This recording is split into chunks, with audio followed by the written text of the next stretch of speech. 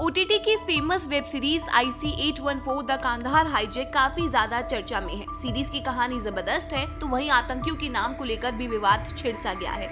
अभिनेता विजय वर्मा ने सीरीज में कैप्टन देवी शरण का रोल निभाया है, मगर क्या आप लोग जानते हैं कि कैप्टन देवी शरण सिंह वास्तव में कौन थे?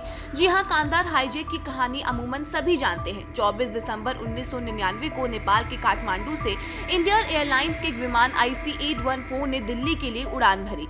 इस विमान में 176 यात्री सवार थे। उड़ान भरने के कुछ ही देर में कैप्टन देवी शरण ने एक अनाउंसमेंट की, मैं आपका कैप्टन बोल रहा हूँ, मुझे ये बताते हुए बहुत दुख हो रहा है, ये प्लेन हाईजैक हो चुका है। ये सुनने के बाद हर किसी के होश उड़ गए। 5 नकाबपोश लोगों ने प्लेन को हाईजैक कर लिया था।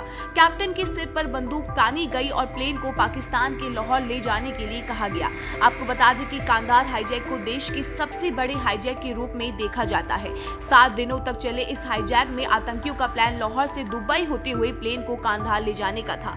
इसकी कहानी कैप्टन देवी शरण ने अपनी किताब फ्लाइट इनटू फियर में लिखी है। आपको बता दें कि कैप्टन देवी शरण ने प्लेन को लाहौर ले जाने से मना कर दिया था और प्लेन को पंजाब के अमृतसर में लैंड करवा दिया गया, मगर आतंकियों को वहां खतरा महसूस हुआ और उन्होंने प्लेन को फिर से लाहौर ले जाने के लिए कहा।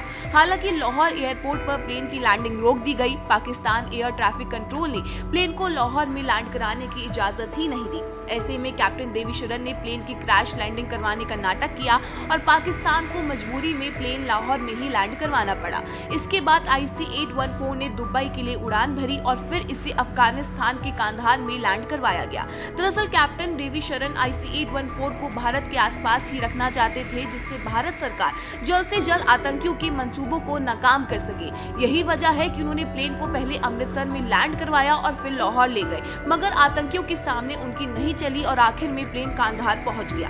ऐसे में भारत सरकार को मजबूरन आतंकियों से समझौता करना पड़ा और 3 बड़े आतंकियों की रिहाई के बदले 155 पैसेंजर सुरक्षित भारत वापस लौट गए, जिसके बाद कैप्टन देवी शरण की बहादुरी के लिए उन्हें सम्मानित भी किया गया।